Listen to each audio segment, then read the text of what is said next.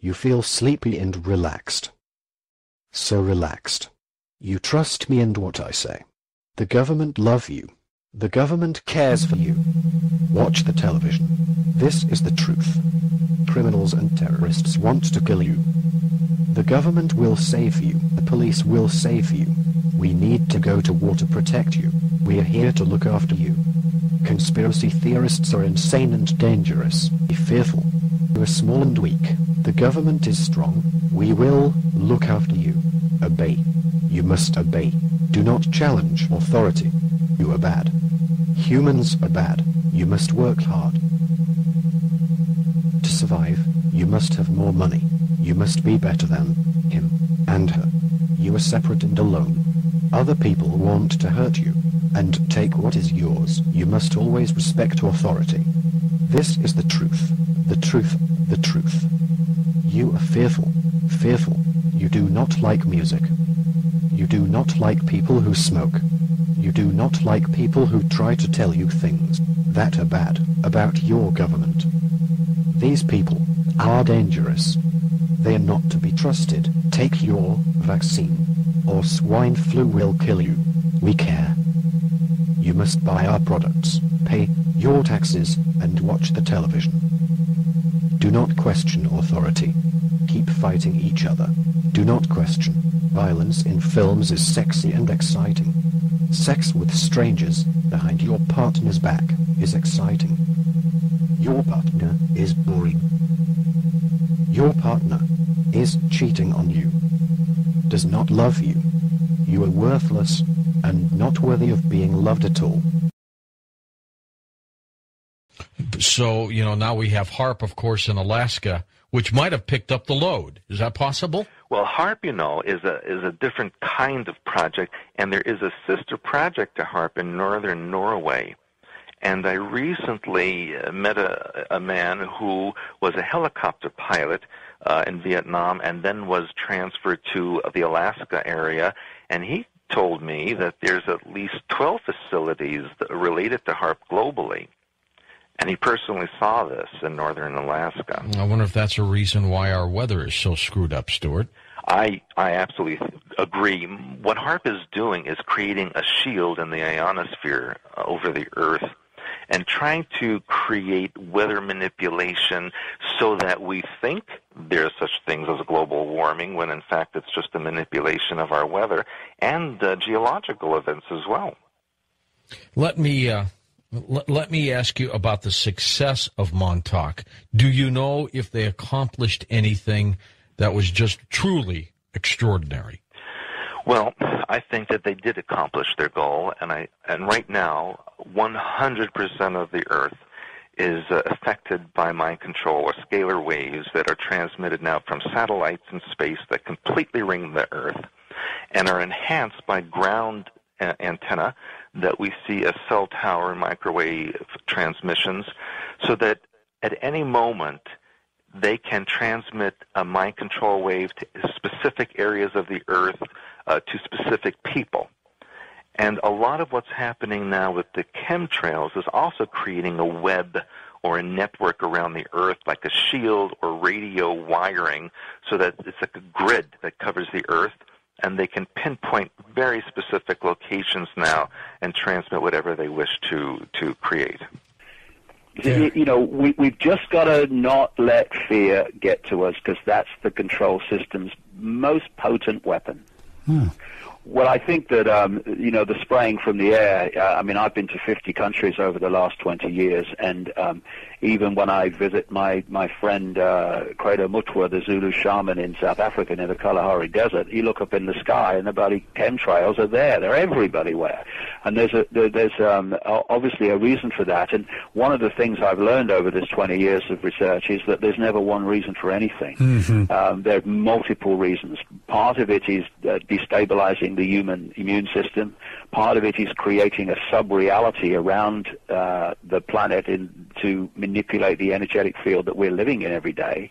And I'm absolutely convinced that the chemtrails and the manipulation of the lower levels of the energetic field, Earth's energetic field, which we live in and experience all the time, is connected in part to the HARP transmissions, which, of course, HARP has many multiple levels of technology and applications, and one of them is literally creating mass fields of thought which we decode as our own. I had a friend in America who told me a few weeks ago that she, her husband, her son, and a son's partner had exactly the same dream about Barack Obama in the same night, which was a dream saying that he was a good guy and a wonderful guy and all the rest of it, which a day's research will show you is a nonsense. But and she said immediately that she felt that some kind of technology had been broadcast and people had picked it up. What they're seeking to access is the pineal gland to literally transmit thought, perceptions, dreams into your reality. We need to be aware of this, because not every dream is a premonition of all the rest of it. They can be broadcast out, and we can decode them and thinking it's a dream we're having when it's actually something we're picking up, and that's what part of the HARP system is. And I think that this chemtrail stuff and many other things that are being dropped are in part connected. When you're bombarded with electromagnetic waves and microwaves and basically traumatized and tortured, very few can survive that kind of life. And in fact, a lot of the subjects were children, and so they just didn't make it. Children of maybe some of the people who work there? No, these initially they used orphans. They would use the children who were in foster care, people who they considered to be expendable and would not be missed. Then later on, as the program progressed, then they would start taking children from conventional families. People, there are so many kidnappings in this country, especially you notice it spiked in the 1970s and 80s, and these children were basically used for the mind control experiments. They knew, especially people with genetics of blonde hair, blue eyes, red hair, green eyes, such people have an enzyme in their genetics that allow for mind control to be more acceptable to the mind and the body. What did they do with these children afterwards? Well, their bodies were, those who didn't make it, their bodies were disposed of. They would burn them, bury them under the ocean. They would dispose of them in whatever manner was convenient at the time. What about those who did make it? Well, a lot of them, unfortunately, are in such a mental state that they're not able to function very well in society. A lot of the people that we see in mental institutions, a lot of the people that we see in prisons, many of them have been subjected to these mind control experimentations. One of the people that I did meet over the years, also connected to government, told me that he knows in a very remote area outside of Reno, Nevada, the government has a facility where they actually store some of the subjects of mind control who are being used for continuous study under the guise of it being a home for the elderly or insane. Now, this mind control series of experiments, Stewart, what did they want to accomplish? Bottom line is they wanted to create a global robotic society, very much like you'd see on Star Trek, the Borg, where everyone has a specific function, a specific designation. No one asks any questions. You just go through your life doing what you're told to do in a specific function, and you never deviate from that. And in that way, it ensures a society that does not change, and the control system stays intact. My gosh. And you know what? They're pretty much there. When I look out there in the public and I hear how people react to things, they just believe whatever they're told. No one questions anything. Now, yes, there's a few people who like myself, who make a lot of noise. But for the most part, people just follow along and don't question anything. It's like the Pied Piper of Hamlet. Yeah, they're afraid. They're afraid because what will the government say? What will they do to me? So they just go along with everything. You see this in the airports. You see this in office buildings. Everyone is terrified of going outside the box. David, I have to ask you this question, too, because somebody knew I was going to be doing the show with you, and they wanted me to ask you this question, and I'm curious what your answer is. Now, there's some proof out there that there are electromagnetic weaponry, things that can interfere with people's consciousness. There are electromagnetic fields as a form of stopping people, making them sick, giving them cancer, those kinds of things. What's your take on that whole topic? What do you feel is truthful about that? I think there's no question that's true. Yes, I mean I've gone through some amazing, funnily enough, electromagnetic attacks myself. They've actually pretty much stopped now, funnily enough. But around the end of 2009, right across January and February, every night, virtually every night, I would wake up and there would be these tremendous electromagnetic fields in the bedroom. They sometimes look like metallic like spider things and all the rest of it. But then there was it wasn't that, you could just see them. You could feel them very powerfully too. I remember one night they were disrupting my sleep so much that I got up out of the bedroom and I walked into my lounge and I lay on the sofa and I fell asleep there, and I woke up again and I looked across and next to the television set was this, Catherine wheels, these fireworks Catherine wheels. Mm-hmm. There was a spinning kind of Catherine wheel of it wasn't colored, energy, and it was spinning with extraordinary speed. And in the middle was, again, a metallic spider-like thing going out, like the core of it. And I watched it. It wasn't that it was just there for a few seconds and then went. I watched it for about a minute and a half, and I got up, and I thought, I'm going to see what this is doing. I walked towards it, and as I walked very close towards it, it had gone. And this went on for weeks and weeks and weeks, and then just suddenly stopped. I have it, kind of maybe 2 or 3 times a month now, but nothing like as intense as I did then. What that was all about, I have no idea. But that was, and that at the time when I was going through that experience, it was disrupting my health. My rheumatoid arthritis, which is not good at the best of times, was very, very bad then, and I had 1 or 2 other health situations.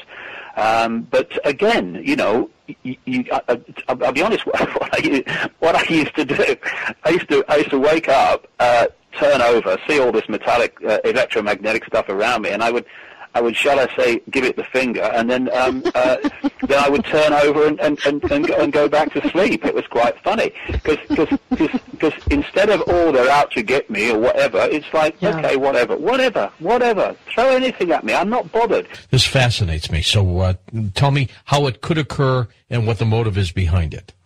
For the last century, in order to create control over people, the best way is to instill fear. And so we've seen this with World War II, the fear of the Nazis, then the Cold War, and now we have the terrorist fear. Everyone's afraid and trying to unite against that. Some of the fear could be real, but maybe magnified. Yes, but of course the terrorists are a creation of the New World Order and would not exist on their own. Very possible. Yeah. There's no way that they could have possible, it's a long story, but so the next thing is to create a fear beyond this planet that would force the planet to unite under one world government. In other words, create the situation. Free our minds from the programming that turns infinite consciousness, having an experience, into a 4-legged animal from which we get wool, that have lost the ability to decide perception and reality for themselves and have to have it decided for them. So the solution can be imposed. If we are told that we are being attacked by an unknown alien civilization with amazing weapons, imagine the fear and terror that would pervade the earth. Everybody would band together. Correct, and demand that the countries of the earth do something together to stop this threat. Yes. And of course, then we would have a New World Order government, a singular government that controls the planet, which we already have anyway, but now would be officially wanted by the people. That would be public. And then we would have this imaginary battle. They have something called Blue Beam Project. And Blue Beam Project is holographic images that are projected into the atmosphere and can look like anything. It can look like a religious figure. It can look like a UFO fleet. It could look like missiles. They've been targeting and practicing with this since the early 1960s when they actually tested it over Havana Harbor, when a U.S. submarine projected the image of the Virgin Mary over Havana and was seen by all the people in the evening streets. As crazy as this sounds, some of it sounds very possible. Well, all you got to do is look at the newspaper, watch CNN, and you can see all of it happening. And it's right there in front of us. What minds developed this? Well, this is not new. This has been going on since day zero on this planet for the ultimate domination and control of the planet. But I feel that it cannot ultimately be successful because, as I mentioned before the last break, we have that 97% of DNA that scientists call junk DNA. And the thing is that 97% is common through all species, no matter what the species. To me, that's proof of God or God mind, that there's a common 97% DNA through all species. And only 3% of DNA differentiates species and individuals within that species. So to me, that's very mind-boggling and proof of a higher intelligence. If we can tap in and open up that unused DNA, we would have abilities that would enable us to remove victimization mind pattern that enables these things to occur. Well, explain that a little bit more. How? Well, human beings have a victimization mind pattern that attracts tyrants and oppressors. And we project out from our minds into physical reality what our thoughts are, and the universe reflects that for us. Think of the analogy as thoughts being film, the brain being the projector, and physical reality as the screen. So if we don't like the movie of our life that's playing, we need to change the film, which is the way we think. If we think in victimization terms and vulnerability terms, we will create that kind of a world. If we take our mind back and control ourselves, then this cannot happen. We cannot be controlled by others. Why do they need the alien invasion to implement this? Why don't they just continue to push the terrorism agenda, for example? I mean, that will create fear no matter what, especially if they magnify it. Initially, but that can last for just so long, just like the Cold War could only last for just so long. And then people will say enough is enough. Right. But an alien threat, well, that's out there in the universe, which is vast. That's forever. And it's also them against us. Correct. Basically. Correct.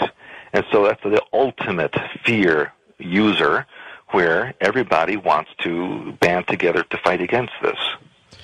Stewart, you do know, if this is possible, how warped their minds must be.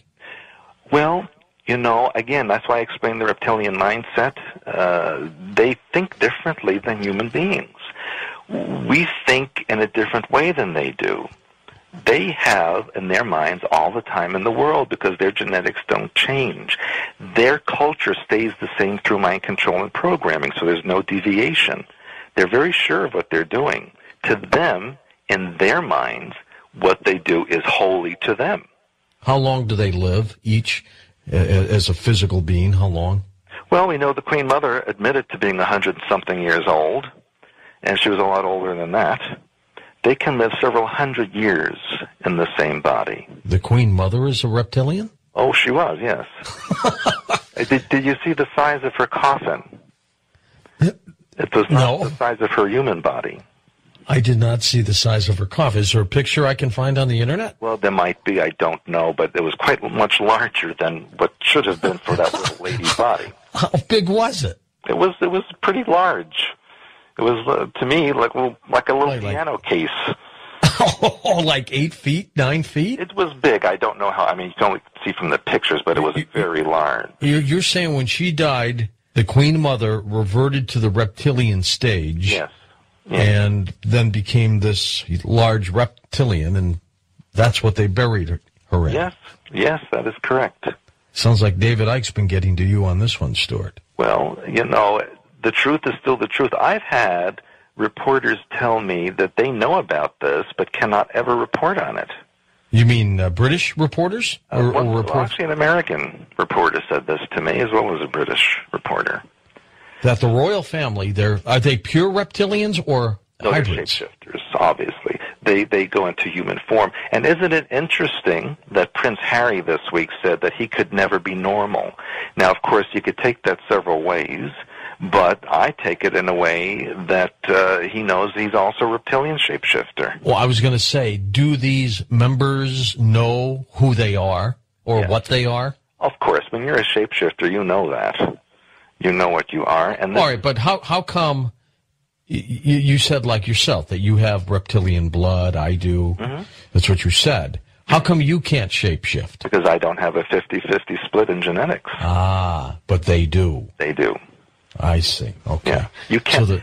You need to have a majority, at least, of the genetics in order to manifest the characteristics of the species. Most people in power on this planet are 50-50? No, I would not say most. I would say that there is quite a few, but I would say most are not shapeshifters, but there are many shapeshifters. And they're not just in control positions. There are many in all walks of life, because they need to control every layer of mankind. Do you think that lack of, do you think that the fear equation is also included in this? Because if you're afraid that they can get to you, then that changes the whole game, doesn't it? No, that's a very important point, because what we're dealing with here is frequencies that are either compatible or not compatible. If someone is vibrating to the frequency of radio 1, when radio 2 tries to attack it, it can't do it. It can't do it because radio 1 and radio 2 are on different frequencies. Once you get, and of course the base frequency of the control system is fear. It's low vibrational emotion. And an interesting thing that I've noticed in my life over the years is one of the ways that the attempt has been to undermine me, and it's going on at this time, funnily enough, not that it will work, is to create situations and people around me that will pull me in to that low vibrational emotional state. Because once you're pulled into that, you're actually syncing with the vibrational frequency of the control system, and then they can start to make an impact upon you. And so if you can stay outside of that, then you're vibrating at one frequency, the control system's vibrating at another, and never the twain shall meet. This is why it's so important. And I'm speaking to myself here as I say this. I'm not the guru, Buddha, sitting on a mountain cross-legged saying, this is what you must do. I've sussed it. We're all in this, and we're all kind of working to get ourselves in a certain state, me included. But when you're aware of it, it makes it more easier. And what we need to do is to just hold this understanding that we are infinite consciousness having an experience. We're not the experience. I'm not David Icke. David Icke's my experience. I'm infinite consciousness having an experience as David Icke. And when you come from that perspective, it helps you hold perspective on the experiences that we have instead of being pulled into them, so that you are the experience as well as having the experience, which means that you're pulled into a vibrational state where if it's an unpleasant experience and a stressful and fearful experience, well, then you're being pulled into the stadium in which the control system plays at home. And it's important that we hold this understanding, and it's a real challenge because all the 5 sense influences are telling us that you are David Icke, you were born in Leicester in 1952, and you are just one person, just Joe Public, you have no power. But if we can resist getting pulled into that, to realize that the reflection in the mirror is the reflection of the experience, it's not a reflection of who we are, though you can see who we are through the eyes often, then you're in this world, as I've said many times before, you're in this world having the experience, but you're not of this world in the point of that you're perceiving the experience, and that can have a very powerful impact on not getting pulled into fear and stress and all the rest of it, which allows you to enter the control system's stadium on which it wants everybody. That's why it's created a society which is there to generate maximum fear, maximum worry, maximum anxiety, maximum conflict. It's because they want us in a certain vibrational frequency range, because that's the one that they can lock into us through. And for me, there was a great song years ago. It wasn't actually a great song, but the theme was it. It was by a guy called Val Dunican, an Irish singer, when I was a kid. And it said, "Walk tall, walk straight, and look the world right in the eye." That's what my mama told me when I was about knee high. And if we are infinite consciousness and we are expressions of the infinite one, then we should be looking each other in the eye. Oh yes, respect other aspects of consciousness for what they're doing, what they stand for, what they're expressing. Yes, good. But don't get a crick in the neck looking up, because you are them, they are you, I am you, you are me. And I still see hierarchical structures big time often within the New Age movement. And hierarchy is illusion. Hierarchy is the control system. You know, we cannot have a situation of hierarchy and then claim that everyone is an expression of the one. We either are or we're not. And of course, hierarchies are the way that the control system imposes itself in so many ways, because hierarchies are the few dictating to the many. And that can be a few bankers dictating to the entire banking system, a few politicians dictating to an entire nation, or it can be a few heroes in the New Age dictating or allowing people allowing them to be themselves to be dictated to when they are the vast majority. And for me, you know, these blueprint structures of the control system, you find them everywhere if you look for them. And it's hierarchy is the old limitation. I'm above you, you're above me, I know my place. That's the old epoch. That's what's coming down. The pyramids of power, they're coming down because that's an expression of the old energy. And it's a shame that so much of the New Age, or significant swathes of it anyway, are still into hierarchy. It's not the way it is. I would suggest anyway, but everyone must believe what they want to believe, of course. Time to turn the machine on. The Pentagon says to turn up the frequency tonight. If that shape-shifting ass to me like that again, I swear. Shut up, Bob. It reads our minds. Just turn it on. The sleeping lambs are waiting for their programming. Okay, Nancy, but I hope your panties are coming down tonight. No panties on. I'm horny tonight. Enjoy the programming, sheeple people. I'm going to enjoy Nancy. Night-night, sweet dreams. We've just got to not let fear get to us, because that's the control system's most potent weapon.